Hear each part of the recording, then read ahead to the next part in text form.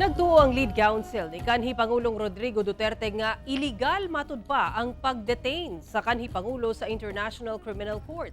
Samtang sumala ni Vice President Sara Duterte, himuon nila ang tanang legal nga pamaagi aron makauli sa Pilipinas si FPRRD. Ato ibalik si Argil Relator. Karong taliabot na ang eleksyon, salig si Vice President Sara Duterte nga mudaog pagkamayor sa Davao City ang iyang amahang si kanhi Pangulong Rodrigo Duterte. Isip usa ka Davaoenyo, buot niya nga i-demand nga anaa sa syudad magtrabaho si FPRRD. Sabi niya, no guts, no glory. Ganyan ang buhay.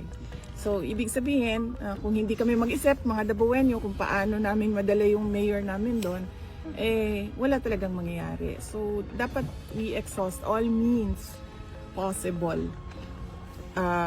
Whether it is written in law or it is not written in law, except anything illegal, huwag natin gawin yon, na maibalik yung dating Pangulo, yung magiging mayor ng Davao City. Sumala sa lead counsel nga si Attorney Nicholas Kaufman, illegal nga gidetain sa ICC si FPRRD. Why not?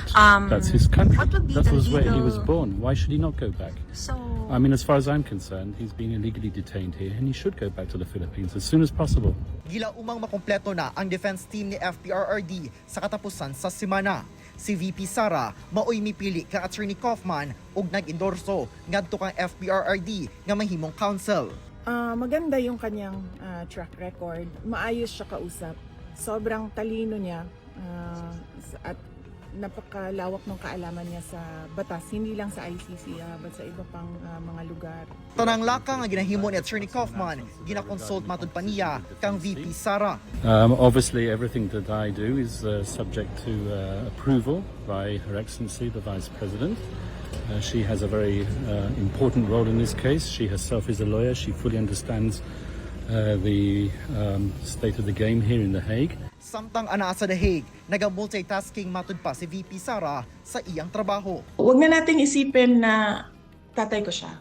Isipin na lang natin na Vice President ako at gumagawa ako ng paraan kung paano maibalik natin ang isang Filipino citizen sa ating bayan. At hindi ko nakakalimutan ang aking trabaho diyan sa Office of the Vice President. Araw-araw kami nag-uusap ng aking mga kasamahan. Ako si Argil Relator. 1 Mindanao.